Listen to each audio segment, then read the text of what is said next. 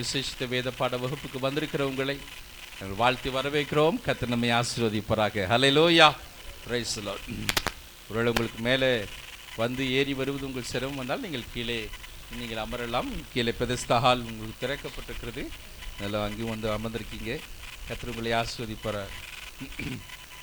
அதனால் கீழே ஹால் திறந்திருக்கு. அதனால் நீங்கள் மேலே வர சிரமப்பட்டால் நீங்கள் கீழேயும் நீங்கள் அமர்ந்து கொண்டு நீங்கள் இந்த வேத பாட வகுப்புகளை நீங்கள் கேட்கலாம். ஹல்லேலூயா, கர்த்தர் நல்லவர். நேற்று தினத்தில் ஆண்டவர் நம்மோடு கூட பேசினார். எத்தனை பேருக்கு பிரயோஜனமாக இருந்தது? ஹல்லேலூயா, எனக்கு ரொம்ப ஆசீர்வாதமாக இருந்தது. Praise the Lord. ஏன்னா எங்களுக்கு என்ன ஒரு பெரிய ஆச்சரியம், அது சமயத்தில் ஒரு பெரிய அதிர்ச்சி என்னவென்றால், நேற்று மதியானம் நானும் என் மனைவி சாப்பிட்ட பிறகு நாங்கள் சில காரியங்களை பேசி கொண்டிருந்தோம். இப்போ நாங்கள் we were discussing many things. அப்போ நாங்கள் பேசி கொண்டிருக்கும் போது தரிசனத்தை குறித்தும் சில காரியங்களை குறித்தும் இப்படிலாம் இருக்கே, நம்ம என்ன செய்கிறது? அப்போ நாங்கள் என்ன தேர்ச்சி கொண்டோம், நம்ம கர்த்தர் கொடுத்த தரிசனத்தின்படி நம்ம கடந்து செல்வோம். இந்த சூழ்நிலைகள் எப்படி மாறினாலும் மாறாவிட்டாலும் நம்ம கவலைப்பட வேண்டாம். எவ்வளோ நெருக்கங்கள் வந்தாலும் நம்ம கவலைப்பட வேண்டாம். தரிசனத்தை கொடுத்தவர் நம்ம நடத்தி செல்வார். எப்படி நடக்கும் என்று திகைப்பு வந்தபோது அப்போ நாங்கள் பேசிக்கொண்டோம்.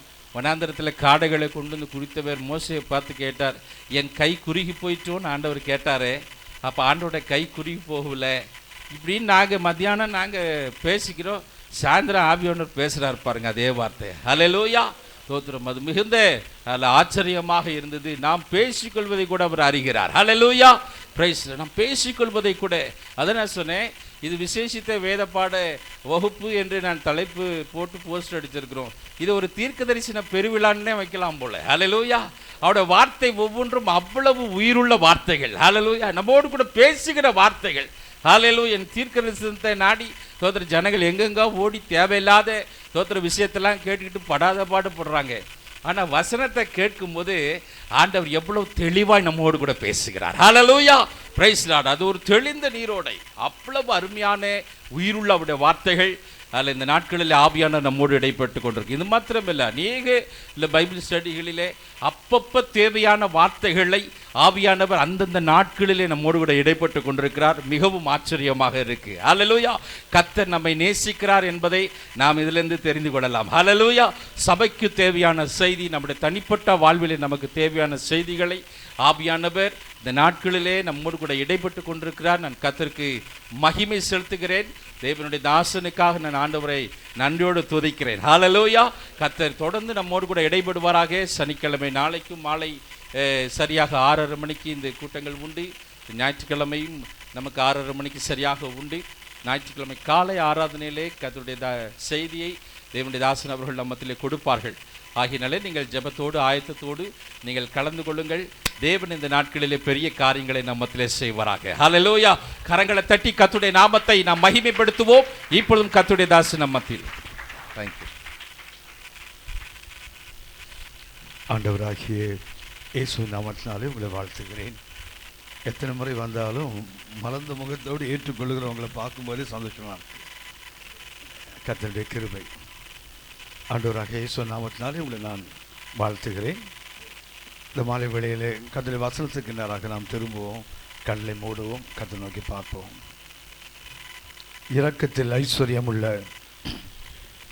எங்கள் அன்பின் பரலோக பிதாவே, இந்த இரவின் ஆரம்ப வேளையில் எங்களை தாழ்த்தி விட சமூகத்தில் ஒப்புக் கொடுக்கிறோம்.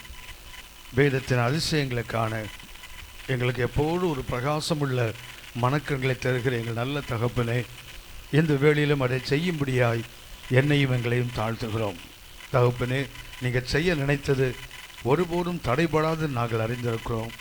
தடைபடாத உடைய சித்தம் இந்த இரவின் ஆரம்ப வேளையிலே எங்கள் நடுவிலே நிறைவேற எங்களை அர்ப்பணிக்கிறோம். தகப்பனே, உன்னுடைய பிள்ளைகளாய் ஒரு கூட்டமாக எங்களை கூட்டு சேர்ப்பதற்கு ஒரு நோக்கம் உண்டுமே, அந்த நோக்கத்தை முழுமைப்படுத்தும்படியாய் என்னையும் எங்களையும் தாழ்த்துகிறோம். கிருபை தந்து நடத்துங்க எங்கள் ஆண்டவர் இயேசுவின் மூலம் பிதாவே, ஆமென், ஆமென். நாம் நேற்று அவர்கள் இந்த ஈரோத் என்ற இடத்தை விட்டு கடந்து வந்ததை நாம் கவனித்தோம். ஈரோத்தில் வந்து பாளையம் இறங்கினார்கள். அந்த இடத்துக்கு கொண்டு வந்தது அவர்கள் அல்ல, கர்த்தரே அவர்களை கொண்டு வந்தார். கொண்டு வந்ததற்கு காரணம் என்னவென்றால், ஒரு பெரிய ஒரு நெடும் பயணம். ஆக்சுவலாக அவர்கள் புறப்பட்ட இடத்துலேருந்து ராமசேஷத்திலிருந்து, அதாவது எகிப்திலிருந்து எரிகோ போகிறதுக்கு 42 இடங்கள் அவர்கள் தங்க வேண்டும். இது அவர்கள் தங்குகின்ற 4வது இடம், பாளையம் இறங்கின இடம். ஸோ அந்த இடத்துக்கு வரும்போதே ஆண்டவர் முதலே அவங்களுக்கு ஒரு காரியத்தை விரிவாக அல்லது தெளிவாக சொல்ல விரும்பினார். நீங்கள் புறப்பட்டுருக்கீங்க, இந்த பயணத்தில் மிக முக்கியமானது என்ன சொன்னால், தேவனுடைய வெளிப்பாட்டை அடிப்படையாக கொண்டு தான் பயணப்பட வேண்டுமே தவிர நம்முடைய அந்த யூகங்களை அல்ல. நம்மை சுற்றி நடப்பவர்களை பார்த்தோமானால் நாம் முன்னேறி போகவே முடியாது. என்ன வேண்டும்? தேவனுடைய அந்த தரிசனத்தை, தேவனுடைய வெளிப்பாட்டை பெற்று கடந்து போக வேண்டும். ஆகவே இதை முதல்ல அவர்களுக்கு கற்றுக் கொடுக்கத்தான் அவங்க போன பயணத்தில் பாதையை திருப்பி, இன்னும் சொல்லப்போனால் யாத்திராகமம் 13ஆம் அதிகாரம் 17-18 வசனத்தை வாசிங்க. யாத்திராகமம் 13ஆம் அதிகாரம் 17-18 வசனங்களை வாசிங்க.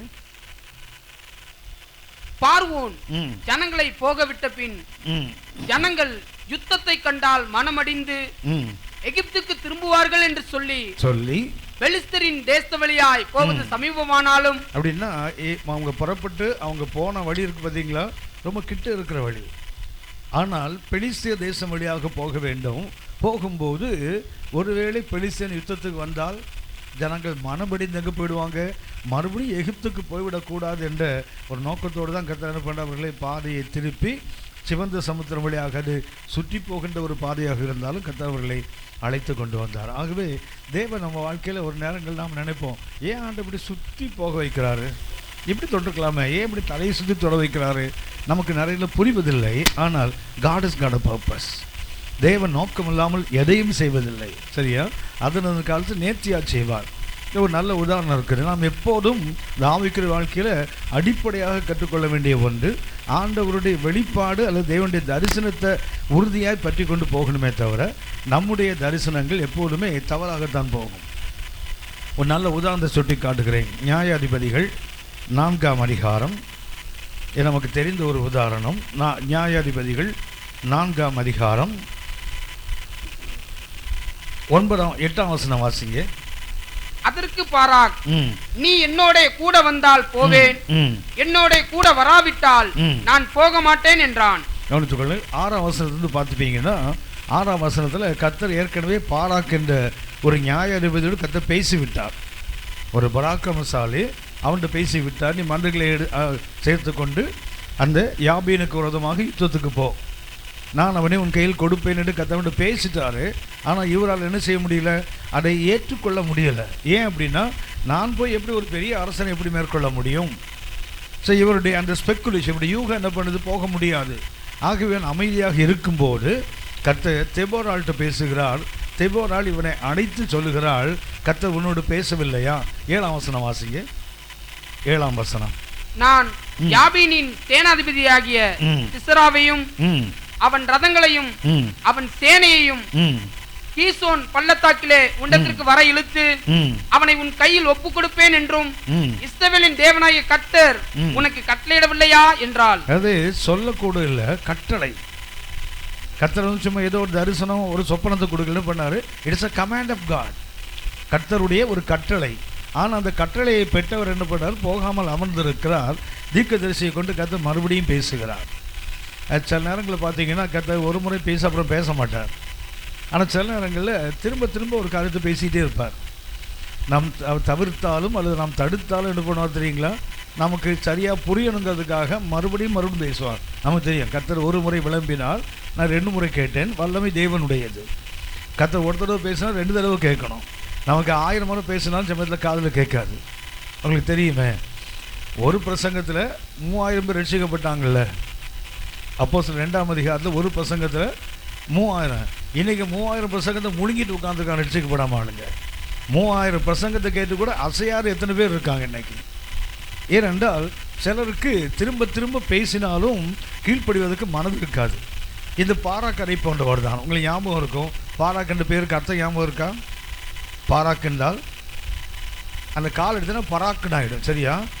இப்படி பார்க்குறான் பார்த்தீங்களா, இவன் பாராக்கில், இவன் பராக் தான். இவன் என்ன பண்ணுறான், கர்த்தர் பேசி என்ன பண்ணுறான், கர்த்தர் சொன்னதை பார்க்காம எதையோ பார்த்து இதெல்லாம் நடக்குமா, இதெல்லாம் சாத்தியமா, என்னவோ அவர் சொல்லிட்டார், அவ்வளோ பெரிய யாபீன் அவனுடைய தளபதி சிசரா நம்ம அவனுடைய யுத்தம் பண்ணுவது வெற்றி பெறுவதாவது. ஆனால் கர்த்தர் சொல்லார், அவனை அழைத்து பேசியும் கேட்கல. தெபோராள்கிட்ட பேசி அந்த அம்மாவும் பேசுகிறாங்க. ஆனால் என்ன சொல்கிறான் தெரியுங்களா, நீங்கள் வந்தால் நான் போவேன், இல்லைன்னா போக மாட்டேன்றார். பாருங்களேன், அப்படியான பெரிய பராக்கிரமசாலிகள் கூட, தேவனுடைய அபிஷேகத்தை பெற்றவர்கள், தேவனால் அழைக்கப்பட்டவர்கள், தேவனால் பலப்படுத்தப்பட்டவர்கள். இந்த பாராக் சாதாரணமான ஆள் சொன்னேனே. பாராக் என்ற பேருக்கு மின்னல் என்று அர்த்தம். பாராக் என்ற பேருக்கு அர்த்தம் என்ன? மின்னல், லைட்னிங். அவன் பேரே மின்னல். மின்னல் எவ்வளவு சக்தி வாய்ந்தது பாருங்களேன். மின்னல் அவ்வளோ பெரிய சக்தி வாய்ந்தது. அப்படிப்பட்ட ஒரு பாராக் தேவனுடைய வெளிப்பாட்டை பெற்று என்ன பண்ணுறாரு? அசையாமல் உட்கார்ந்துருக்கிறான். போக மாட்டேன்னு வர சொல்கிறார் பாருங்களேன். கர்த்தர் திரும்ப பேசும்போது கூட என்ன பண்ணுறாரு? போக மாட்டேன், நீங்கள் வந்தால் போவேன், இல்லை போக மாட்டேன் என்று சொல்கிறார். அப்போது தொடர்ந்து வாசிங்க தம்பி. அதற்கு அவள், நான் உன்னோட கூட நிச்சயமாய் வருவேன். உங்களோட, ஏன்னா கர்த்தர் அவங்களுக்கு பேசியிருக்காங்க. என்ன பண்றாங்க? அவங்க வெளிப்பாட்டு கீழ்ப்படியணும்ல.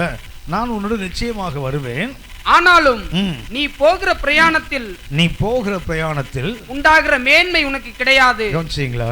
கர்த்தர் வெளிப்படுத்தியும் கர்த்தர் பேசியும் தரிசனம் கொடுத்தும் நாம் கீழ்ப்படியாத போது அந்த மேன்மையை நாம் இழந்து விடுகிறோம். உங்களுக்கு சொன்னேன் இல்லையா? பாராக் என்ற வார்த்தைக்கு அர்த்தம் என்ன? மின்னல், லைட்னிங். ஆனால் கர்த்தர் யாரை பயன்படுத்தினா தெரியுங்களா? யாகேலை பயன்படுத்தினார். அந்த இடத்துல யாரை பயன்படுத்துகிறார்? கர்த்தர் ஒரு பெண்ணை பயன்படுத்தினார். அதாவது யுத்தத்துக்கு பாராக் போனார், தெபோரால் கூட போனாங்க. ஆனால் சிசேராவை 2 பேர் கையிலையும் ஒப்பு கொடுக்கல. அவன் தப்பி ஓடுகிறான்.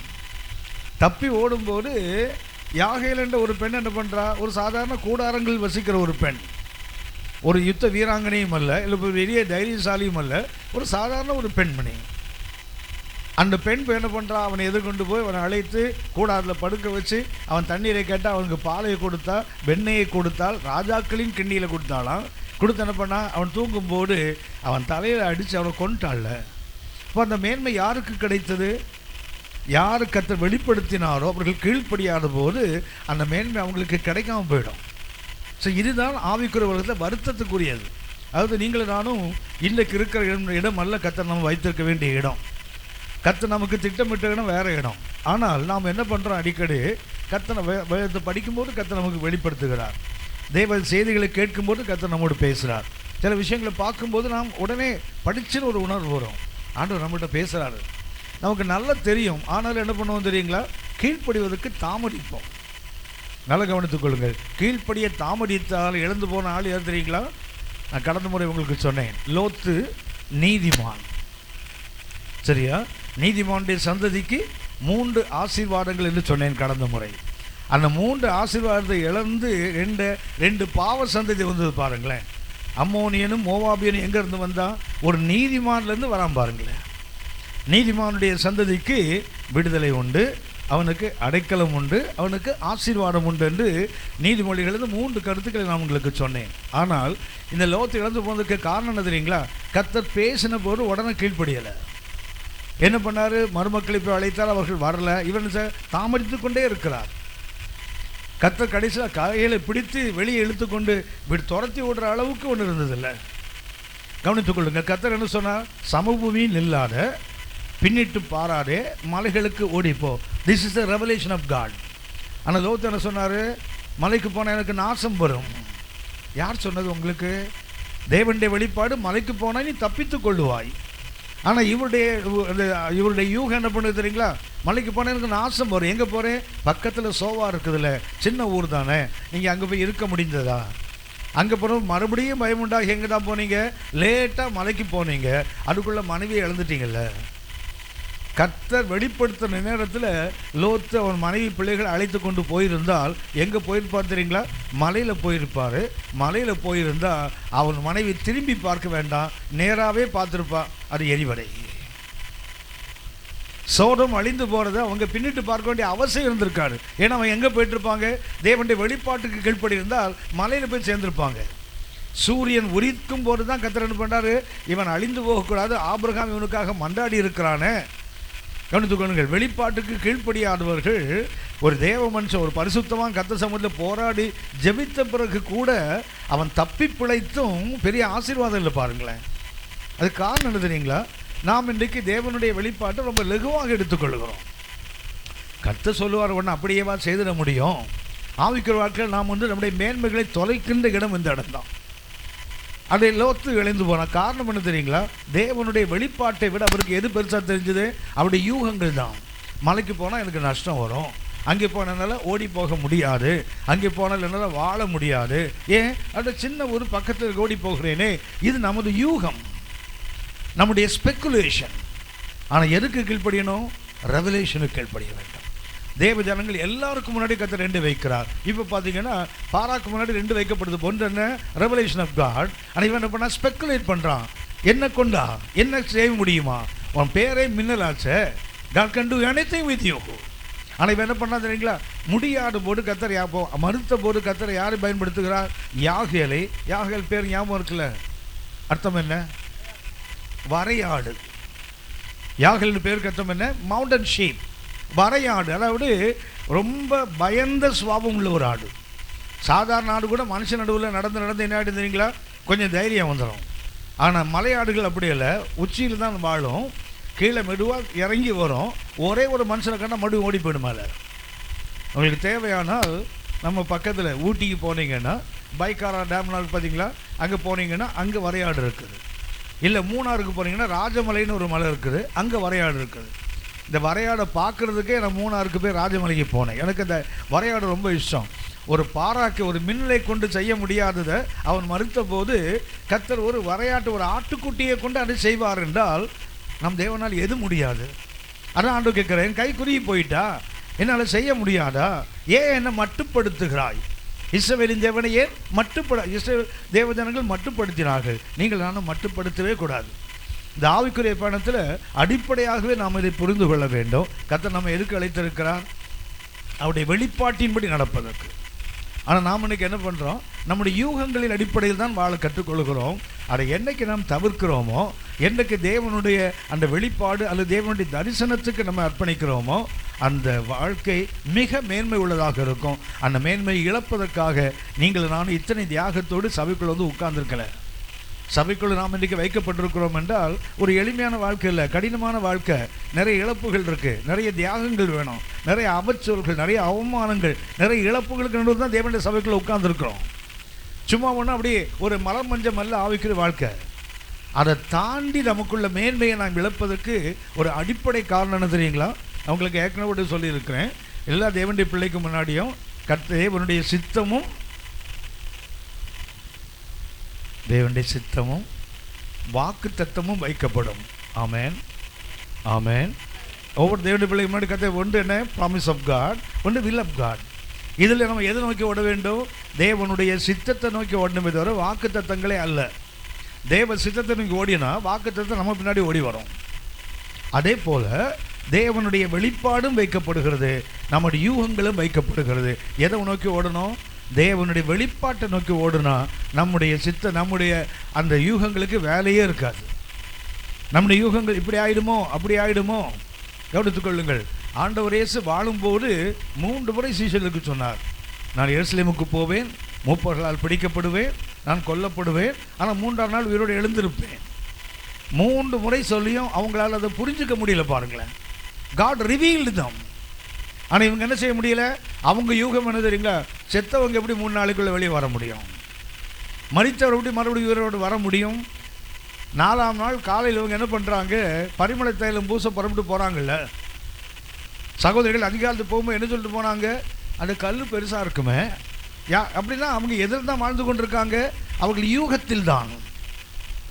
வேதத்தில் ஒவ்வொரு பரிசுத்தவானையும் பார்த்தீங்கன்னா ஒரு ஏறக்குறை 99.9% வந்து அந்த ஸ்பெக்குலேஷனில் தான் வாழ்ந்திருக்காங்க. நிறைய உதாரணங்கள் வேதத்தில். கிதியோனை பார்த்து கர்த்தர் சொல்கிறார், பராக்கிரமசாலியே. நியாயாதிபதிகள் 6ஆம் அதிகாரம் 12ஆம் வசனத்தை வாசிங்க. நியாயாதிபதிகள் 6ஆம் அதிகாரம் 12ஆம் வசனம் வாசிங்க. கர்த்தருடைய தூதனானவர் அவனுக்கு தரிசனமாகி பராக்கிரமசாலியே. எப்படி கூப்பிடுறாங்க? இது ஒரு சாதாரணமாக கிடைக்கக்கூடிய ஒரு பாக்கியமா? இது கர்த்தர் அவனுக்கு தரிசனமாகிறார். கிதியோனுக்கு என்ன சொல்றாரு? பராக்கிரமசாலியே, கர்த்தர் உன்னோட இருக்கிறார் என்றார். அவ்வளவு ஈஸியா கர்த்தர் ஒரு மனிதனோடு இருக்க முடியாது. மரியன்னையை பார்த்து தூதன் என்ன வாழ்த்தான் தெரியுங்களா? கிருபை பெற்றவளே வாழ்க, கர்த்தர் உம்முடையனே. கர்த்தர் யாரோடு இருப்பார்? யார் கர்த்தரோடு இருக்கிறாங்களோ அவங்களோட தான் கர்த்தர் இருப்பார். நீ என்னோடு இருந்தா நான் உன்னோடு இருப்பேன். அதுதானே 2 நாளாகவும் 15:2. அதுதானே, நீ என்னோடு இருந்தால் நான் உன்னோடு இருப்பேன். நீ என்னை தேடினா நான் உனக்கு வெளிப்படுவேன். நீ என்னை விட்டேன்னா நானும் உன்னை விட்டு விடுவேன். அப்படியான கர்த்தர் யாரோடு இருப்பார்? யார் அவர்களோடு இருக்கிறார்களோ அவர்களோட தான் கர்த்தர் இருக்க முடியும். அப்படின்னா அந்த கிதியோன் யார்? கர்த்தரோடு இருக்கிறவனா கர்த்தர் பராக்கிரமசாலியே கர்த்தர் உன்னோடு இருக்கிறார்.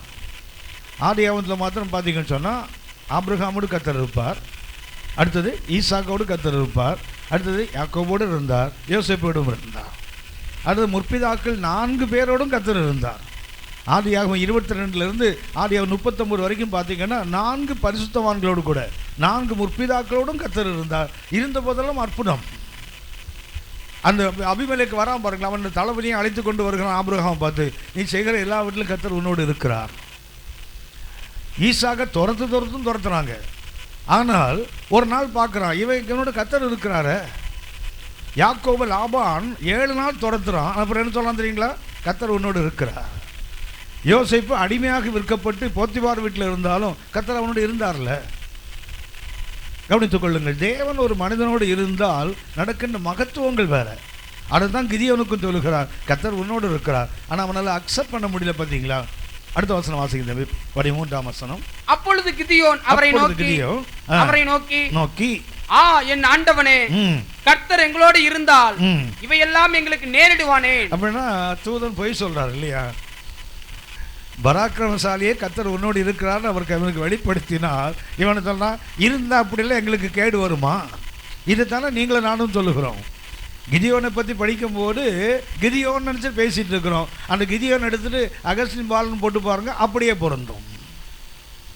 அந்த இடத்துல உங்கள் பேரை போட்டு பாருங்கள், அப்படியே பொருந்தும்.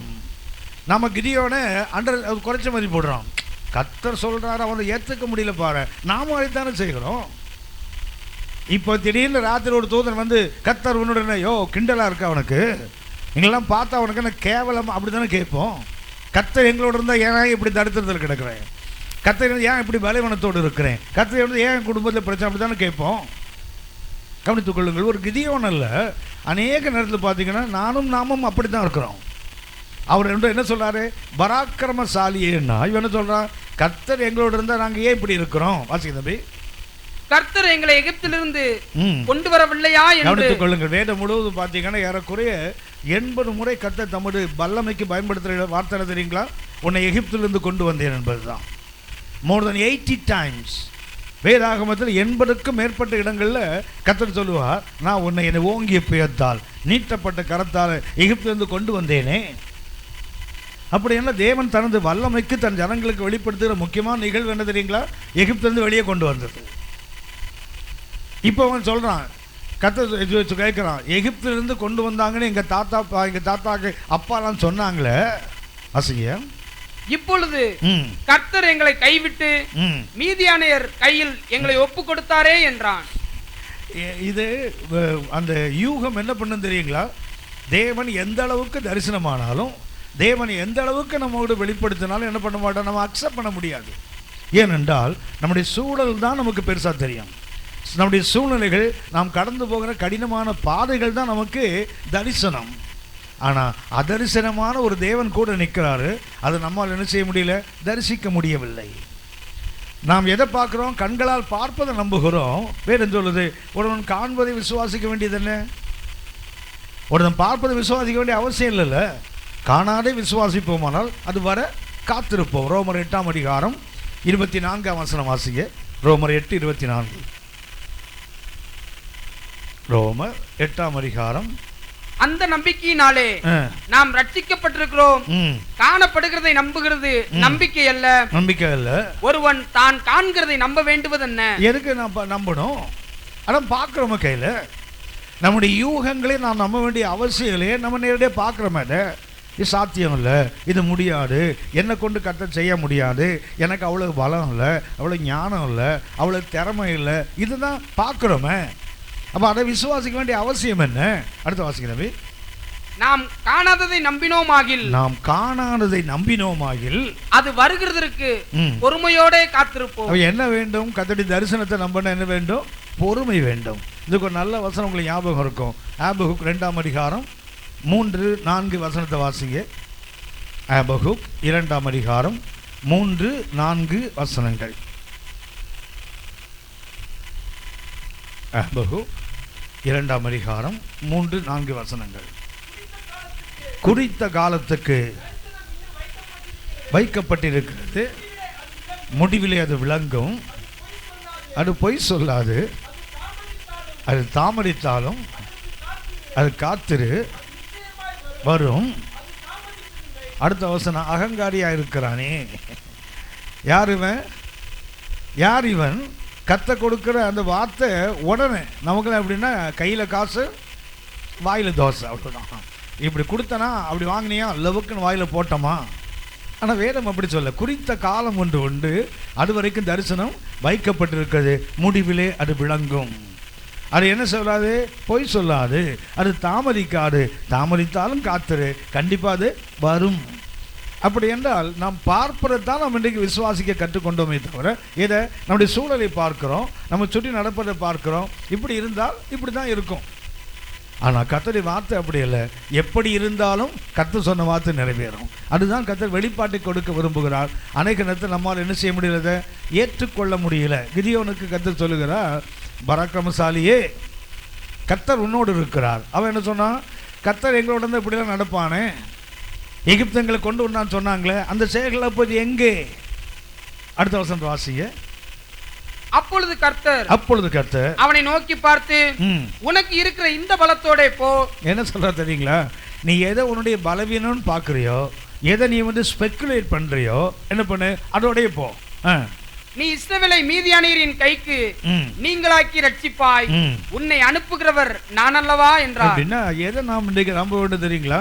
நம்மிடத்தில் இருப்பதே அல்ல, நம்மோடு இருக்கிற கர்த்தரை நம்ப வேண்டும். அந்த தரிசனத்தை அல்லது அந்த வெளிப்பாட்டை நம்பணும்னு என்ன வேண்டும்? என்னோட ஆண்டவர் இருக்கிறார். அதாவது நாம் அவருடைய இருக்கிறோமோ இல்லையோ, அவர் நம்மோடு கண்டிப்பாக இருப்பார். ஏன்னா அவர் வாக்குத்தத்தத்தில் உண்மை எழுவார். என்ன சொல்லியிருக்காரு? பூமியின் கடைசி பரியந்தம், உலகத்தின் முடிவு பரியந்தம் உன்னோடு இருப்பேன்னு சொல்லியிருக்காரு இல்லையா? அப்படின்னா எல்லா காலகட்டம், நம்முடைய விசுவாச நாட்கள் மாத்திரமல்ல, நம்முடைய அவிசுவாசங்கள் வரும்போது கூட கர்த்தர் விட்டு போகிறதில்ல. யாரோடு இருப்பார்? நம்மோடு தான் இருப்பார். உங்களுக்கு ஞாபகம் இருக்கும், நான் உன்னை விட்டு விலகுவதில்லை, உன்னை கைவிடுன்னு சொன்னது யாருக்கு?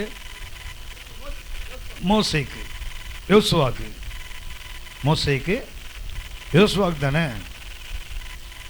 ஒன்றுக்கும் உழவாத யாக்கோபுக்கு சொன்னார். அது ஆதியாகமம் 28ஆம் அதிகாரம், ஆதியாகமம் 28ஆம் அதிகாரம் 14-15 வாசிங்க. உன் சந்ததி பூமியின் தூளை போல் இருக்கும். நீ மேற்கையும் கிழக்கையும் வடக்கையும் தெற்கையும் பரம்புவாய். உனக்குள்ளும் உன் சந்ததிக்குள்ளும் பூமியின் வம்சங்கள் எல்லாம் ஆசீர்வதிக்கப்படும். நான் உன்னோட இருந்து, கவனிச்சீங்களா? உன்னோட இருப்பேன் கர்த்தர் முதல்ல சொன்னது சொல்லக்கூடாத ஒருத்தருக்கு சொல்லியிருக்காரு. நமக்கு உடனே மோசே ஞாபகம் வரும், அல்லது யோசுவா ஞாபகம் வரும். பின்னாடி தாவீது அவர் சாலமோனுக்கு சொல்லுவார், என் மகனே நீ தேவனோடு இரு, அவரை தேடு, அவர் உன்னோடு இருப்பார், இந்த ஆலயத்தை கட்டி முடிக்கிற வரைக்கும் உன்னை கைவிட மாட்டார். பின்னாடி எபிரேயர் 13ஆம் அதிகாரம் 4-5 வசனம் பார்த்தீங்கன்னா அவர் சொல்லி இருக்கிறாரே, நான் உன்னை விலகுவது உன்னை. அப்படின்னா இதெல்லாம் நம்ம நம்புவோம். ஆனால் முதல்ல சொன்னாலும் யார் தெரியுங்களா? சொல்லக்கூடாத ஒரு நபர். வாசிக்கிறேன் இந்த 15ஆம் வசனத்தை. நான் உன்னோட இருந்து நீ போகிற இடத்திலெல்லாம் உன்னை காத்து இந்த தேசத்துக்கு உன்னை திரும்பி வர பண்ணுவேன். நான் உனக்கு சொன்னதை செய்யும் அளவும் உன்னை கைவிடுவதில்லை என்றார். யோசித்து பாருங்க, சொல்லக்கூடாத ஒருவருக்கே கர்த்தர் சொல்லுவார்னா அவருடைய சரீரமாகிய சபைக்கு நமக்கு சொல்லாமல் இருப்பாரா? அவனை எதை நாம் நம்ப வேண்டும்? காண்பதை அல்ல. நம்முடைய ஆவிக்குரிய வாழ்க்கையில் மறுபடியும் சொல்லுங்க, நமக்கு மேன்மைகளை கர்த்தர் நிறைய வைத்திருக்கிறார். அந்த மேன்மைக்கு ஒரே வழி என்ன தெரியுங்களா? அவரை முழுமையாக நம்புவது தான். சரியா? அப்போ அவங்க நம்ம ஈரோத்தில் தங்கினார்கள். ஈரோடு தங்க வைத்தது காரணம் என்ன? அவர்கள் ஒன்றை விளங்கி கொள்ள வேண்டும். எப்போதும் என்ன செய்யக்கூடாது? காண்பதை கண்டு என்ன செய்ய நடக்காத, என்ன செய்யணும்? அதுதான் அந்த 2 கொரிந்தியர் 5ஆம் அதிகாரம் 6ஆம் வசனம். 2 கொரிந்தியர் 5:6 என்ன வசனம்? நாம் தரிசித்து நடவாமல் விசுவாசித்து நடக்கிறோம். ரொம்ப எளிமையான ஃபார்முலா, ஆனால் ரொம்ப கடினமான அனுபவம். இது பேசுறதுக்கு இல்லை, வீட்டில் எழுதி தொங்க விடுறதுக்கு ரொம்ப வசதியான அவசரம், ரொம்ப வெரி ஷார்ட் அண்ட் ஸ்வீட். ஆனால் நடைமுறைப்படுத்துவது, நான் உங்களுக்கு சொல்லியிருக்கேனே, ஒரு முறை நான் ஒரு காரில் போயிட்டுருக்கிறேன். எங்கள் காரை முந்தி இன்னொரு கார் போகுது. அந்த காரில் பின்னாடி இப்போ நான் வசனம் ஓட்டுறாங்கல்ல, அதில் ஒட்டி இருக்குது, we drive by faith not by sight னு ஒட்டியிருக்கான். என்ன எழுதி ஒட்டியிருக்கான்? நாங்கள் பார்த்து ஓட்டுவதில்லை, விசுவாசித்து கார் ஓட்டுறோன்னு எழுதுனாங்க. பார்த்து ஓட்டும் போதே பிளாட்ஃபார்மில் ஏறி 4 பேரை சாவடிக்கிறீங்க நீங்கள். இதில் நீங்கள் கார் ஓட்டுனா பார்த்து தான் ஓட்டணும், விசுவாசத்து ஓட்டக்கூடாது. ஆனால் ஆவிக்குரிய வாழ்க்கையை பார்த்து ஓட்டக்கூடாது, விசுவாசத்து தான் ஓட்டணும். நமக்கு எப்பவுமே திருப்பி வச்சே பழக்கம் நமக்கு. அவன் எழுதி விட்டுருக்கான், we drive by faith not by sightன்றான். புண்ணியவன் நல்ல காலம் என் காரை தாண்டி போயிட்டேன்னு நினச்சேன், விசுவாசத்தில் ஓட்டுற நீ என் காரை இடித்து தள்ளாமல் இருந்தானே. கவனித்துக் கொள்ளுங்கள், நாம் எப்போதுமே இதை அடிப்படையாக கொள்ள வேண்டும். சரியா? சரி, இப்போ ஈரோத்தை விட்டு அவங்க வெளியே வராங்க. என்னாகமம் 33ஆம் அதிகாரம் 8ஆம் வசனம். இதுக்கு அடுத்த நிலை என்னாகமம் 33ஆம் அதிகாரம் 8ஆம் வசனம். ஈரோத்தை விட்டு புறப்பட்டு நல்ல காலம் புறப்பட்டாங்க. அதை விட்டு எதை விட்டு புறப்பட்டாங்க? அதாவது யூகங்களை விட்டு விட்டு எங்கே வந்துட்டாங்க? இப்போ தேவ தரிசனத்துக்கு வந்து விட்டார்கள். ஈரோத்தை விட்டு விட்டான். அதுக்கு அர்த்தம் என்ன? ஈரோத்தன்ற அர்த்தம் என்ன? த மவுத் ஆஃப் த காட்ஜஸ் நடிச்சோன்னே பாறைகளோட இடுக்கு, அது வழியாக தண்ணீர்கள் போராடி வெளியே வர அனுபவம் என்று சொன்னேன். அப்படி எங்கே வந்து ஒரு இடுக்கமான இடத்துல கற்று வைத்து அவங்களுக்கு ஒரு அருமையான பாடத்தை கற்றுக் கொடுத்தார். என்ன பாடம்? நீ தரிசித்து நடக்காத, எதை பார்க்காத. இங்கே மிக்தோல் இருக்குது, அங்கே பாகல் செய்வோன் இருக்குது, எதிரே சிவந்த சமுத்திரம் இருக்குது, பின்னாடி நான் உனக்கு சொல்லாத. நேற்று ஒரு தம்பி வந்தாங்களே, அவர் ஒரு பாஸ்டர் தான், நிறைய கூட வந்தார். அவர் போகும்போது கேட்டார், அங்கிள் அந்த மிக்தோலை பற்றி கற்று சொன்னார், உங்களுக்கும் தோணி இருக்கும், நீங்கள் தான் பேசவே மாட்டீங்கள. தங்கம் பேசாமல் இருந்தால், ஹலோ, நிறைய பேர் இப்படி தான் ஞானியாக மாறிட்டு இருக்காங்க. பேசாமல் இருந்தால் மூடனும் ஞானியாக, நிறைய பேர் பேசாமலே ஞானின்னு பேர் வாங்கி வச்சுருக்காங்க. இல்லை தம்பி? ஆமாம். கர்த்தர் மிக்தோல் இருக்குன்னு சொன்னார், பாகால் சொன்னார், சிவந்த சமுத்திரம் பார்வோன் துரத்துவான்னு ஏன் சொல்லலை? நீங்கள் அதை காரணம் சொல்லவே இல்லையே. பரவாயில்லப்பா, நல்ல கேள்வி நீ கேட்ட. கவனித்துக் கொள்ளுங்கள், கர்த்தருடைய வெளிப்பாட்டில் ஒரு விசேஷம் என்ன தெரியுங்களா? எல்லாத்தையும் வெளிப்படுத்துவதில்லை, சிலதை வெளிப்படுத்துவார், சிலதை நாட்கள் போக போகத்தான் புரிஞ்சுக்கணும். சங்கீதம் 119 105 என்ன? உங்களுடைய வசனம் என் கால்களுக்கு பாறைக்கு. நான் உங்களுக்கு சொல்லியிருக்கேன்ல, முதல்ல கால்களுக்கு தீபம்னு அர்த்தம் என்ன? திருத்திரன்னு மொழிப்பதுன்னு அர்த்தம். சரியா? டார்ச் லைட்னு அர்த்தம். கர்த்தருடைய வசனம் என்ன? உங்களோட வசனம் என் கால்களுக்கு தீபம்னாங்க அர்த்தம். அடுத்த அடி எடுத்து வைக்கிற அளவுக்கு தான் வெளிச்சம் இருக்கும். அதில் நடக்க நடக்க என்ன ஆகுது தெரியுங்களா? பாறைக்கே வெளிச்சம் வந்துடும். ஆமேன், ஆமேன். என்ன அப்படின்னா தேவனுடைய வெளிப்பாடு என்பது என்ன? முதல்ல ஒரு ஸ்டெப், அடுத்து கீழ்ப்படிங்க, அடுத்த ஸ்டெப், அடுத்த ஸ்டெப். இந்த தரிசனத்தில் நடந்து நடந்து போக போக என்ன ஆகும் தெரியுங்களா? அப்புறம் பக்கத்தில் அடியல்ல பாதையே ஒரு ஃப்ளட் லைட்டாக மாறிடும். இன்னும் எளிமையாக பார்த்தீங்கன்னா கார்லாம் இருக்குது தெரியுங்களா? காரில் ஹெட்லைட்னு ஒன்று இருக்குது தெரியுங்களா? இருக்குதா? நம்ம கண்ணு மாதிரி ஒன்று இருக்குல்லாங்க, 2 இருக்குல்ல. அதில் பார்த்தீங்கன்னா 2 இருக்கும் தெரியுங்களா? லோ பீம், ஹை பீம்னு 2 இருக்கும். ஹலோ, நம்புங்க, இருக்குது. சரியா? ஏன்னா நிறைய பேருக்கு தெரியாது. அந்த ஹை பீம்லேயே ஓட்டி நிறைய பேர் சாவடிக்கிறானுங்க ஆளுங்க. வண்டி ஓட்டுறவங்களுக்கெல்லாம் தயவாக ஒரு ரிக்வஸ்ட்டு, வண்டி ஓட்டிங்கன்னா லோ பீமில் வண்டியை ஓட்டுங்க. சரியா? ஹைவேல போனால் கூட எதிர வண்டி வந்தால் லோ பீம் ஆக்கிடணும். நம்மால் வாங்கின அன்னைக்கு அந்த ஹை பீமில் வச்சவன் சாகிற வரைக்கும் லோ பீம் ஏன்னா அவனுக்கு தெரியாது இன்னொரு ஃபிலமெண்ட் அதுக்குள்ளே இருக்குன்னு தெரியவே தெரியாது. ஹெட்லைட்டுக்குள்ளே 2 இருக்குது. ஒன்று என்ன? Low beam. அடுத்ததான் என்ன? கால்களுக்கு தீபம். அப்புறம் ஹை பீம் வந்து பாடைக்கே வெளிச்சமாக மாறுது, லாங்கில் அப்படி பெருசாக அடிக்கும். சரியா? இப்போ தேவனுடைய வெளிப்பாடு என்பது என்ன? படிப்படியாகத்தான். யோசித்து பாருங்களேன், அந்த தீர்க்கதரிசிக்கு மனைவியாக இருந்தாங்கள்ல ஒரு அம்மா, 2 ராஜாக்கள் 4ஆம் அதிகாரம். அந்த அம்மா வந்து என்ன சொன்னாங்க? உங்களுடைய அடியானாகி என் புருஷன் மரித்து போனான், கடன் கொடுத்தவன் பிள்ளைகளை அடிமைகளாக்கி வந்தான் சொன்னானா? சொன்னான், நம்புங்க, சொன்னான். சரியா? அது சொன்ன உடனே தீர்க்கதரிசி என்ன கேட்டான்? நான் உனக்கு என்னமா செய்யணும்? உங்ககிட்ட என்ன இருக்கிறது? அவங்க என்ன சொன்னாங்க? ஒரு குடம் எண்ணெய் இல்லாமல் என்கிட்ட வேறு ஒன்றும் இல்லை. ஒன்று தேவ மனுஷன் என்ன சொன்னார்? நீ போய் உன் ஊரில் உள்ள அநேக பெரும் பாத்திரங்களை வாங்கி வீட்டுக்குள்ளே போய் நீனும் உன் பிள்ளைகளை நின்று கொண்டு கழுவை தாளிட்டு ஒன்று இருக்கிற எண்ணெயை எல்லா வெறும் பாத்திரங்களில் ஊற்று. சரியா? அந்த அம்மா ஊற்றிக்கிட்டே இருந்தாங்க, நிரம்பிக்கொண்டே இருக்கிறது. கடைசி பையன் என்ன கேட்குறா? இன்னும் ஒரு பாத்திரம் கொண்டு வா. அவன் சொன்னான், நம்ம ஊரில் ஒரு பாத்திரமே கிடையாது. ஒன்று என்ன சொன்னான்? எண்ணெய் நின்று போனதுன்னு போட்டுக்க தெரியுங்களா? அடுத்தது இந்த அம்மாவுக்கு என்ன செய்யணும்னு அவன் தீர்க்கதரிசி சொல்லலை பாருங்களேன். கடன் பெருமையான பாத்திரங்களை வாங்கி அதில் ஊற்றுன்னு சொன்னானே தவிர ஊற்றின பிறகு என்ன செய்யணும் சொல்லலை. அதுக்கு அர்த்தம் என்ன? ஊற்றி முடிச்சியா, மறுபடியும் ஒழுங்காக அங்கே வந்து சேரு, அதுக்கப்புறம் என்ன செய்யணும் நான் உனக்கு சொல்கிறேன். இதுதான் பார்ட் பை பார்ட் ரெவலேஷன். அது கிராஜுவல் ரெவலேஷன். அந்த அம்மா பொண்ணு சொன்னால், ஓ நீ இப்போ போய் என்ன பண்ணு, எண்ணெயை விற்று கடனை தீர்த்து மீந்ததை கொண்டு நீயும் உன் பிள்ளைகளும் ஜீவனம் பண்ணு. அப்படின்னா வெளிப்பாடு என்பது என்ன பண்ண, எடுத்தவொடனே தலையில் கொட்டுறது இல்லை. கர்த்தர் ஒன்றை வெளிப்படுத்துவதற்கு காரணம் என்ன தெரியுங்களா? நம்ம எனக்கு கீழ்ப்படிந்தால் அடுத்த வெளிப்பாடு தானாக வரும். ஒன்று நான் உங்களுக்கு சொல்லுகிறேன், கர்த்தர் எனக்கோ நமக்கோ ஒன்றை சொல்லி நம்ம செய்யலைன்னா அடுத்த வெளிப்பாடு வராது. நமக்கு இதுக்கு கீழ்ப்படுகிற வரைக்கும் என்ன வராது, அடுத்தது வராது. அப்புறம் ஆண்டவர் ஒன்றும் பேசலையே, சொன்னதுக்கே கீழ்ப்படியலை, இதுக்கப்புறம் அதுக்கு மேலே சொல்லி நமக்கு ஏன் அதிகமாக பேசினார்னா கர்த்தர் நமக்கு அதிகமான தண்டனை வந்துடும். ஆனால் தான் என்ன பண்ணுற, கர்த்தர் கொஞ்சமாக பேசி கீழ்ப்படிந்தால் அதுக்கு மேலே. நமக்கு ஞாபகம் இருக்கும், தமஸ்குக்கு போயிட்டுருக்காரு பவுல் சபையை பாழாக்குவதற்கு. வழியிலே கர்த்தர் அவரை சந்திக்கிறார், கீழே விழுந்தார். என்ன கேட்டார், ஆண்டவரே நான் என்ன செய்ய சித்தமாக இருக்கு. உடனே விளாவாரியாக பேசல பாருங்க, என்ன சொன்னார், நீ போய் உட்காரு, ஆளை அனுப்புகிறேன். அப்புறம் தேவனுடைய தன்மை என்ன தெரியுங்களா, எடுத்தோடனே மொத்தத்தையும் தலையில் கூட்டினா நமக்கு நட்டு கலந்துரும். ஆக என்ன பண்ணா தெரியுங்களா, கொஞ்சத்துக்கு கீழ்ப்படிந்தால் அடுத்தது, அது கீழ்ப்படிந்தால் அடுத்தது. இதில் பழகினால் என்ன ஆகும் தெரியுங்களா, பாதையே வெளிச்சமாக மாறிவிடும்.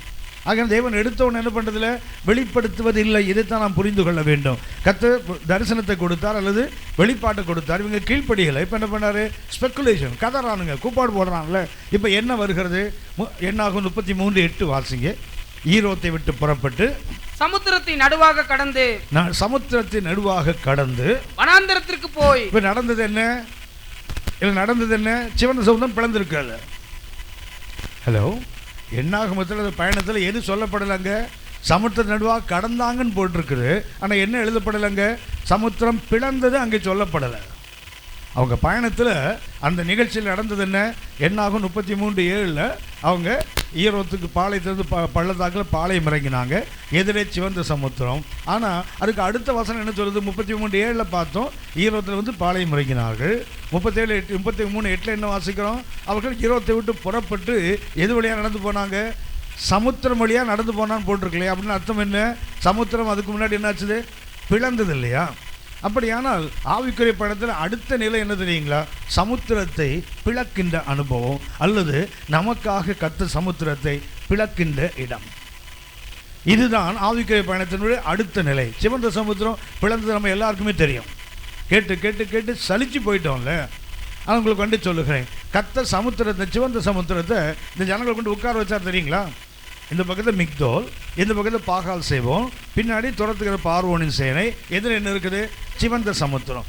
இதை பார்த்தவொன்னே அவங்களுக்கு என்ன தோண்டி இருக்க வேண்டும், சிவந்த சமுத்திரத்தை பார்த்தவொன்னே அவங்களுக்கு சரி அவங்கள விட்டுடலாம், நமக்கு என்ன தோன்றும், எங்கே போவோம், என்ன ஆகும், அதுதானே. ஆனால் என்ன தோண்டி இருக்கணும் தெரியுங்களா உங்களுக்கு. யாத்திராகமம் 10ஆம் அதிகாரம் 13ஆம் வசனம் வாசிங்க. யாத்திராகமம் 10ஆம் அதிகாரம் 13ஆம் வசனம். அப்படியே மோசே தன் கோலை எகிப்து தேசத்தின் மேல் நீட்டினான். வாடைகள் என்ன, ஒரு வெட்டுக்கிளி வாடை, சரியா. மோசே இப்ப என்ன பண்ற, கர்த்தர் சொன்ன அவன் கோலை நீட்டு அப்படின்னாரு, நீட்டினான். அப்பொழுது கர்த்தர் அன்று பகல் முழுவதும் அன்று ரா முழுவதும் கீழ்காற்றை தேசத்தின் மேல் வீச பண்ணினார். விடியற் காலத்திலே கீழ்காற்று வெட்டுக்கிளிகளை கொண்டு வந்தது. வெட்டுக்கிளிகள் எகிப்து தேசம் எங்கும் பரம்பி எகிப்தின் எல்லையில் எங்கும் மிகவும் ஏராளமாய் இறங்கிற்று. அப்படிப்பட்ட வெட்டுக்கிளிகள் அதற்கு முன் இருந்ததும் இல்லை, அதற்கு பின் இருப்பதும் இல்லை. அவைகள் பூமியின் முகம் முழுவதையும் மூடிற்று. 19ஆம் வசனம் வாசியா. 19. அப்பொழுது கர்த்தர் மகா பலத்த மேல் காற்றை வீசும்படி செய்தார். கீழ்காற்று வந்தபோது என்ன வந்தது, வெட்டுக்கிளி வந்து தேசம் முழுவதும் நிரம்பிட்டு. இப்ப கர்த்தர் என்ன பண்றாரு, ஒரு மேல் காற்றை அனுப்புகிறார். அது வெட்டுக்கிளிகளை அடித்து கொண்டு போய் செங்கடலிலே போட்டது. ஹலோ, இந்த செங்கடலுக்கு முன்னாடி நிற்கும் போது அவனுக்கு என்ன தோண்டி இருக்கணும், உங்களுக்கு சொன்ன பாருங்க, நான் இது கர்த்தர் சமாதி கட்டுற இடம்னு தோணி இருக்கணும் அவனுக்கு. ஹலோ, அந்த சிவன் ஏன் கர்த்தரை கொண்டு வச்சா தெரியுங்களா, இந்த பக்கத்தில் போக முடியாது, அந்த பக்கத்தில் போக முடியாது, பின்னாடி உடம்பு துரத்திட்டு வரான். இவனுக்கு என்ன, கவனித்துக் கொள்ளுங்கள், இவர்களுக்கு சிவன் சமுத்திரம் என்ன தெரியுங்களா, வழி. இஸ்ரவேல் ஜனங்களுக்கு அது என்ன, சிவந்த சமுத்திரம். சமுத்திரத்துக்குள்ள என்ன வச்சிருக்கா கர்த்தர், பலியை வைத்திருக்கிறார். பின்னாடி துரத்திட்டு வரான வெட்டுக்கிளி அவனுக்கு பழி. ஹலோ, இல்லைன்னா இவனுக்கு வழி, அவனுக்கு பிரேத குழி, அவ்வளவுதான். அந்த சிவந்த சமூகம் முன்னாடி கத்தர் வைத்ததுக்கு நோக்கம் என்ன தெரியுங்களா? இதுக்கு முன்னாடி கத்தர் அதை எதுக்கு பயன்படுத்தினார்? வாதைகளை கொண்டு வந்து எங்கே அடக்கம் பண்ணார்? இந்த சிவந்த சமூகத்தில் தான் கத்தர் சமாதி கட்டு அடக்கம் பண்ணிட்டாரு. அதை பார்த்தவொடனே உனக்கு தோணி இருக்க வேண்டாம், ஆஹா கத்தர் சரியான இடத்துக்கு கொண்டு வந்துட்டாரா. வெட்டுக்கிளிகளை அடக்கம் பண்ணின ஆசாமி அடுத்தது என்ன பண்ண போறாரு? துரத்துகின்ற பார்வோனை அவன் சேனை என்ன செய்வார்? அதில் அடக்கம் பண்ணுவான்னு அவனுக்கு தெரிந்திருக்க வேண்டாம். ஹலோ, நமக்கே தோணல பாருங்களேன், அப்புறம் அவனுக்கு எங்கே தோணும்? உளுந்து உளுந்து பைபிள் படிக்கிற நமக்கே தோண மாட்டேங்குதுல்ல. அப்படியான சிவந்த சமுத்திரத்தை கர்த்தர் முதல்ல எதுக்கு பயன்படுத்தி? It's a foreshadow of what God is going to do in the later days. பின்னாடி நாட்களில் கர்த்தர் எதை செய்ய போகிறாரோ அதற்கு முன்னாடி ஒரு நிழலாட்டமாக கர்த்தர் எழுதி வச்சிருக்கார் பாருங்க.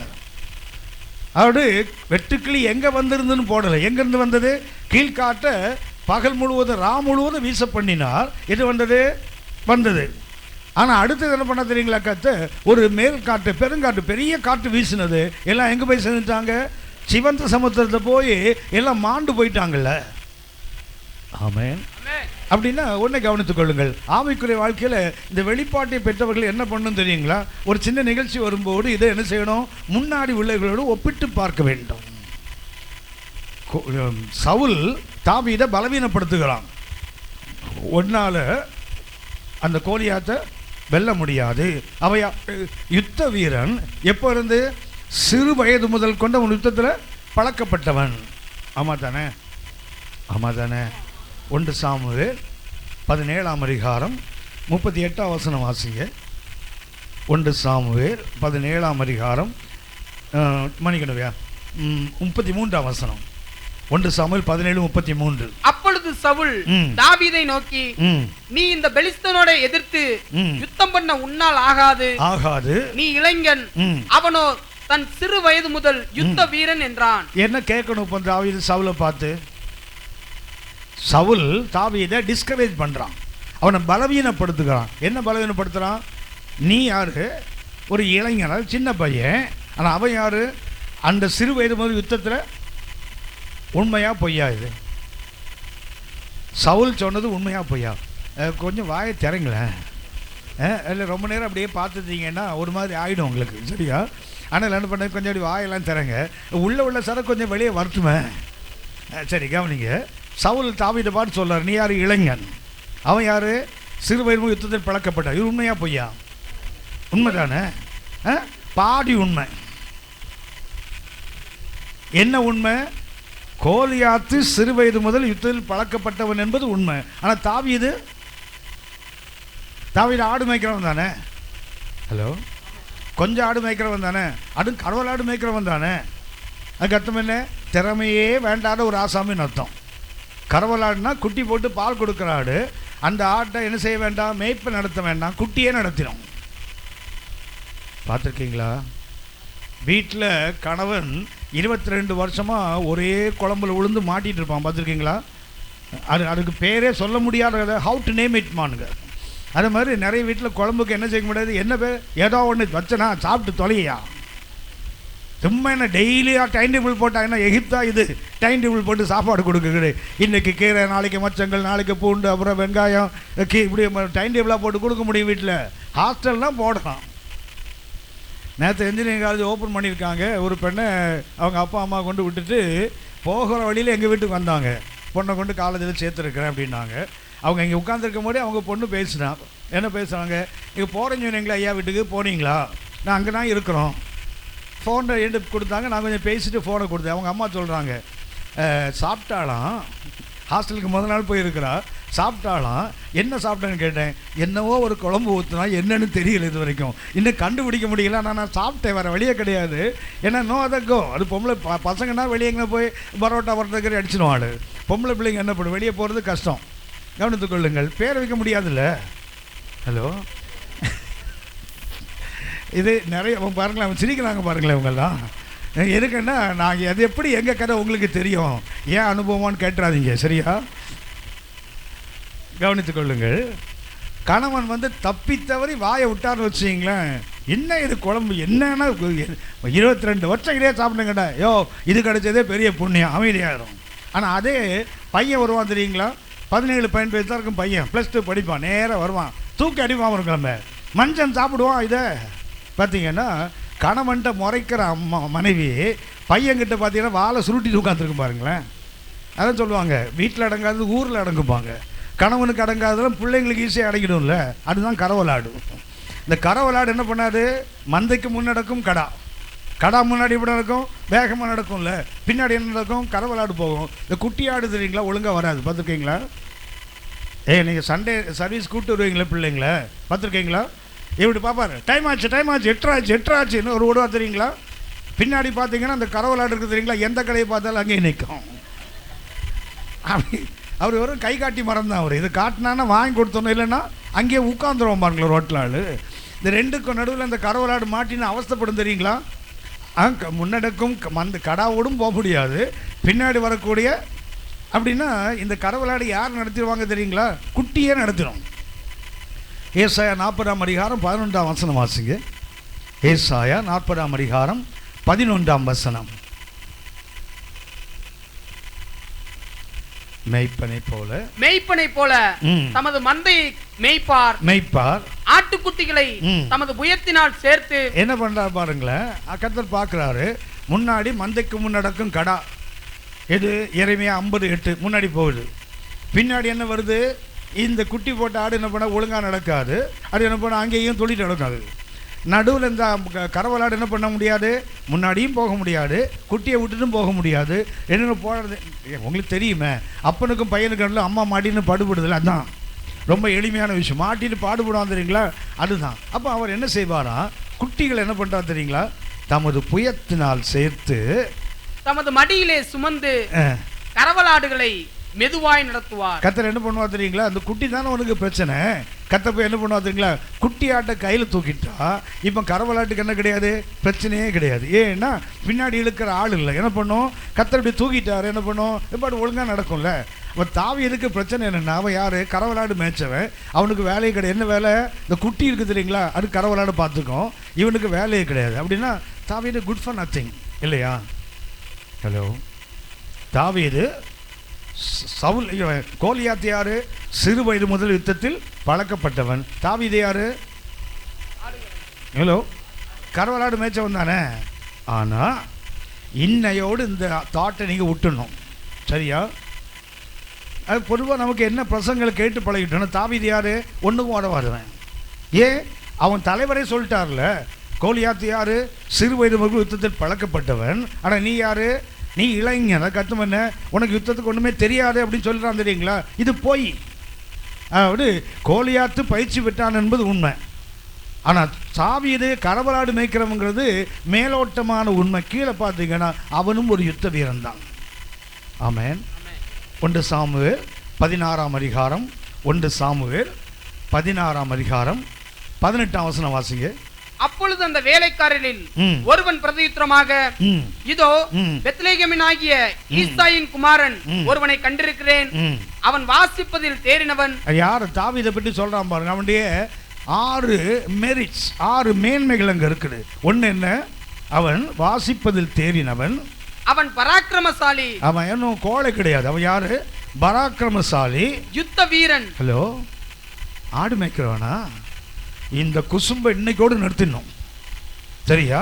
தாவீது யாரு, பராக்கிரமசாலி, யுத்த வீரன். அடுத்தது காரிய சமர்த்தன், சும்மா ஒன்றும் குட் ஃபார் நத்திங் கிடையாது. யாரு, எங்கே போனாலும் வெற்றியோடு தான் வருவான். அடுத்தது சௌந்தரியம் உள்ளவன், அழகுள்ளவன், கர்த்தர் அவனோடு கூட இருக்கிறார். 6 மேன்மைகள் அவனுக்கு இருக்கு பாருங்க.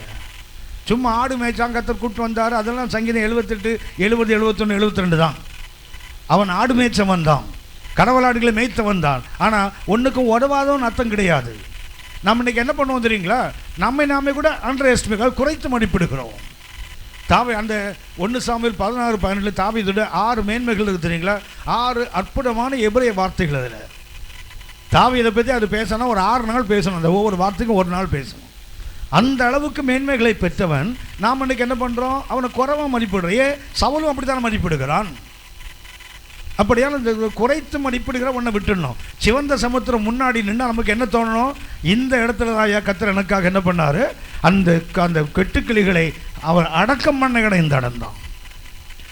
ஒன்றை கவனிச்சு எங்கள் பெரிய பாஸ்டருக்கு எழுதி சொல்லுவார், இந்த ஸ்பெஷல் மீட்டிங் இருக்குது தெரியுங்களா? இருக்கா? அதுக்கு அவர் சொல்லுவார் பொசல் மீட்டிங் பாருங்க. நான் பைபிளில் பார்த்தீங்கன்னா புயல் இருக்காது, புசல்னு இருக்கும். பார்த்துருக்கீங்களா? தமிழ் எப்படி இருக்கும்? புயல் இருக்காது, புசல். பாஸ்டர் சொல்லுவார், இந்த ஸ்பெஷல் மீட்டிங் இல்லை, இதெல்லாம் பொசல் மீட்டிங் பாரு. அதாவது கீழ்காற்று அடித்தா என்ன ஆகும்? காடை எங்கே இருந்தாலும் வந்து விழுந்துடும். 3 நாள் கன்வென்ஷன் முடிஞ்சு அவர் போகாத மேல்காற்று ஆகிடும். அப்புறம் கீழ்காற்று கூட்டிகிட்டு வந்திருக்கும். அவர் போன உடனே இந்த வந்த காடெல்லாம் எங்கே போயிடும்? அடுத்த வெள்ளிக்கிழமை சனிக்கிழமை அவர் எங்கே பேசணும் அங்கே போயிடும். கவனித்துக் கொள்ளுங்கள். சபையில் நிலைச்சு நிற்கிறான் தெரியுங்களா? அவன் தான் கர்த்தருக்கு சொந்தமானவன். அவன் தான் சபைக்கு அஸ்திபாரங்கள் அவர்கள் தான். சபைக்கு தூண ஆதாரமாக யார் தெரியுங்களா? வந்து போகிற விசிட்டர்ஸ் இல்லை.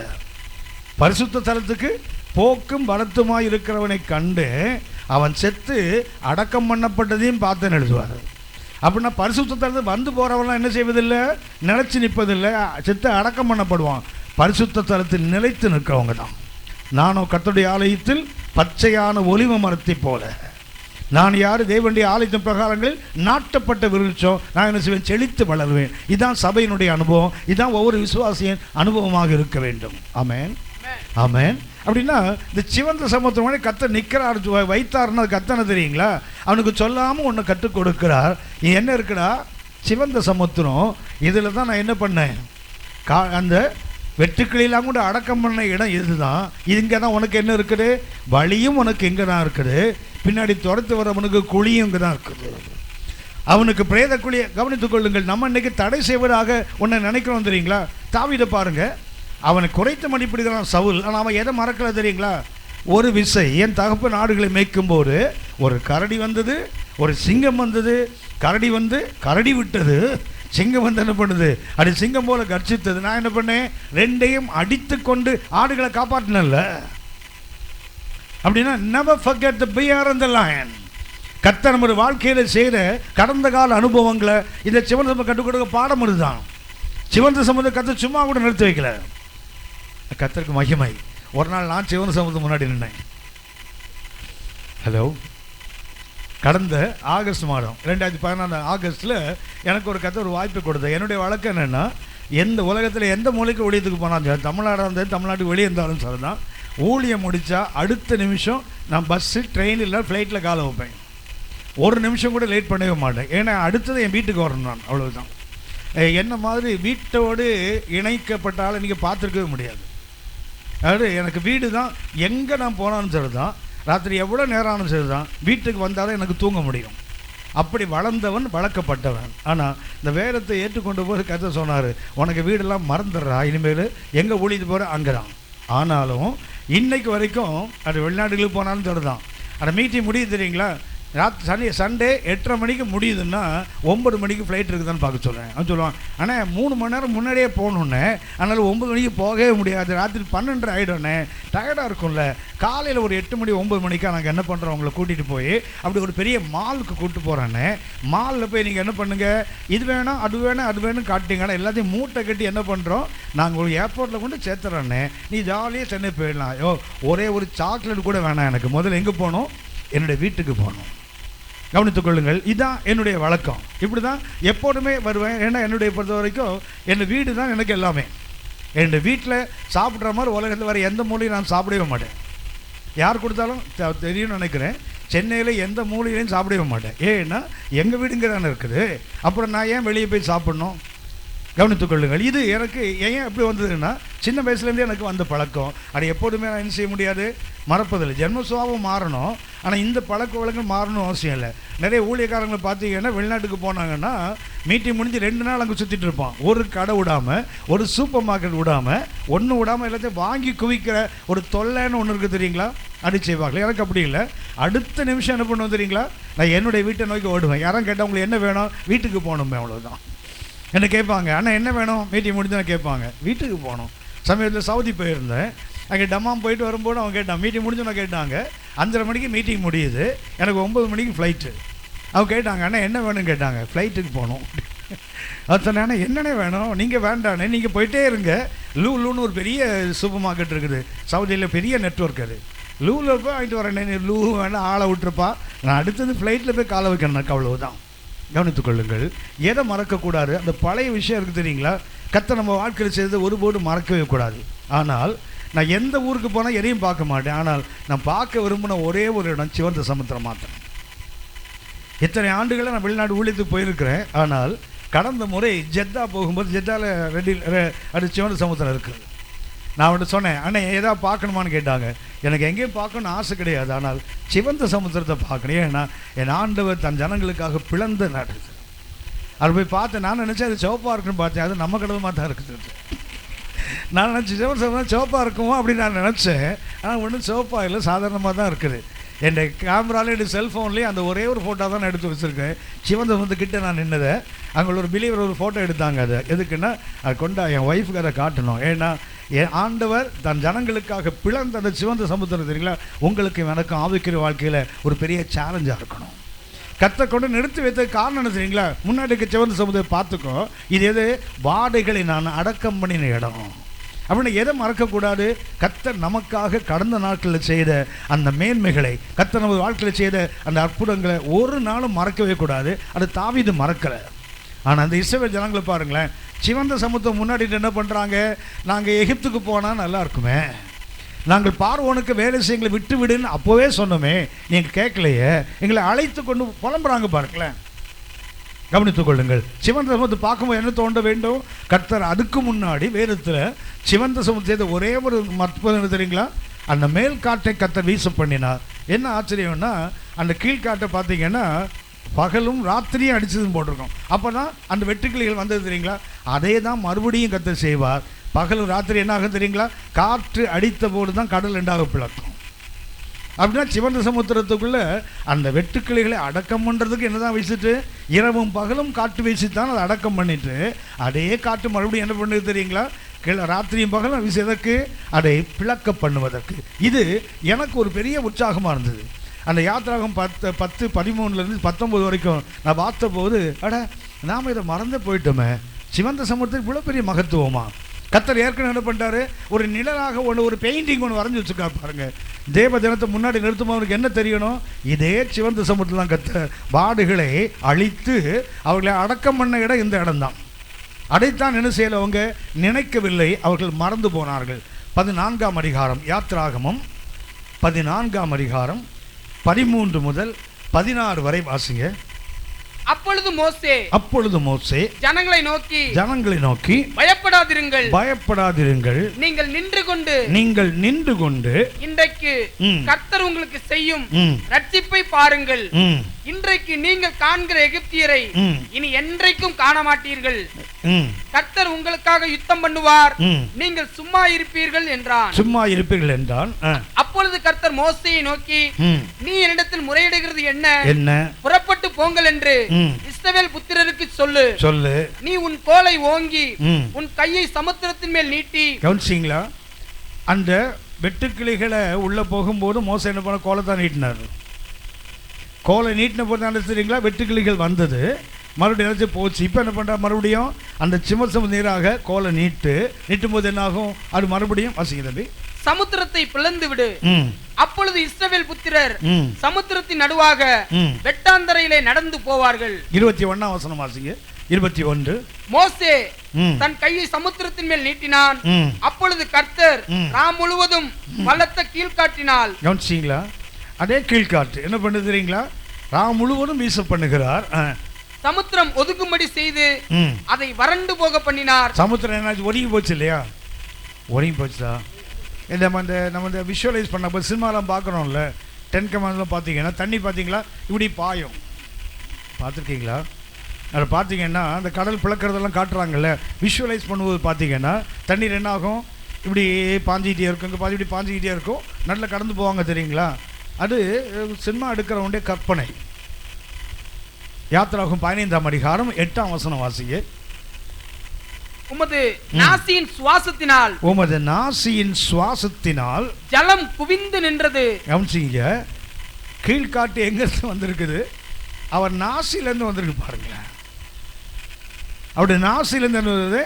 கீழ்காற்று வருகிறது. அது என்ன பண்ண, ஜலத்தை என்ன பண்ணிட்டான்? அது குவியலாக நிமிர்ந்து நின்றது. ஆழமான ஜலம் நடுக்கடலிலே உறைந்து போயிட்டு ஃப்ரீஸ் ஆயிடுச்சு பாருங்களேன். அது அதாவது லைவ் வாட்டர்ஸ், அது தண்ணீர் அப்படியே அசைந்து கொண்டு தண்ணி போயும் கடல் என்ன செய்யும்? அப்படியே அலைந்து கொண்டு தான் இருக்கும், பொங்கி கொண்டே தான் இருக்கும்.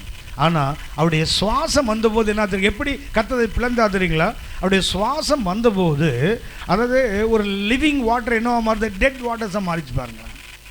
என்ன ஆச்சு? அது ஃப்ரீஸ் ஆயிடுச்சு. என்ன ஆகிடு? ஐஸாக நிற்குது என்ன பக்கத்தில். இன்றைக்கி நிறைய பேர் சொல்லாதீங்கன்னா இந்த ரீட் சி, அது நாணல் இருந்த கடல். ஆகவே என்ன பண்ணதில்லை, ஆழங்களுக்குள்ளே போகலை. அப்படி ஒரு கருத்து இருக்குது. சிவந்த சமுதிரங்கள் அது ரெட் சி இல்லை, என்ன செய்யா? Read C. ரீட் சின்னா நாணல் வளர்கிற இடம், அது ஆழம் கிடையாது. என்ன சும்மா அப்படியே முட்டளவு தண்ணில் ஜனங்கள் நடந்து போனாங்க. இன்றைக்கி பிரசங்கம் பண்ணுற ஆள் இருக்காங்க. ஆனால் வசனம் சொல்லு பாருங்களேன், ஆழமான ஜலம் நடுக்கடலே உறைந்து போயிற்று. கத்தடி வேதம் பொய்யா சொல்லுது? இன்னைக்கு வரைக்கும் நடத்த பிரசங்கம் பண்ணுறாங்க, அப்படி கற்றுக் கொடுக்கிறார்கள். அது என்ன கிடையாது? ரெட் சி இல்லை, ரீடு சி. ரீட் என்றால் நாணல் வளரக்கூடிய இடம். நீ சொல்ல போனால் சேரும் சகதியாக இருக்கிற இடம். அந்த இடத்துல தான் கர்த்தர் என்ன பண்ணார்? ஜனங்களை நடந்து போக பண்ணினார். அது ஆழம் அல்ல. அது ஏறக்குறைய அது சிவந்த சமுத்திரனுடைய நீளம் மாத்திரம் ஏறக்குறைய 1100 மைலுக்கு மேலே இருக்குது. அது அதனுடைய 2 எல்லையை பார்த்தீங்கன்னா அவ்வளோ தூரம் இருக்குது.